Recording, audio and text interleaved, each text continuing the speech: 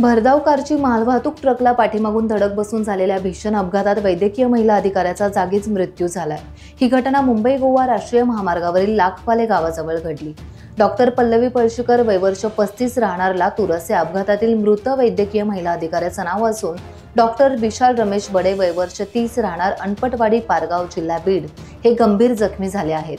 अपघातानंतर काही काळ वाहतूक कोंडी झाली होती। मिळालेल्या माहितीनुसार डॉक्टर प्रियंका आहेर आणि डॉक्टर विशाल बडे हे मुंबई गोवा हायवेवरून पुण्याला निघाले होते। त्यांच्या वॅगनार कारने कंटेनरला मागून जोराची धडक दिली।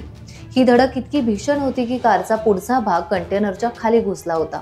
यात डॉक्टर प्रियंका यांच्या डोक्याला गंभीर दुखापत झाल्याने त्यांचा जागीच मृत्यू झाला, तर त्यांच्या सोबत असलेल्या विशाल बडे यांना गंभीर दुखापत झाली आहे।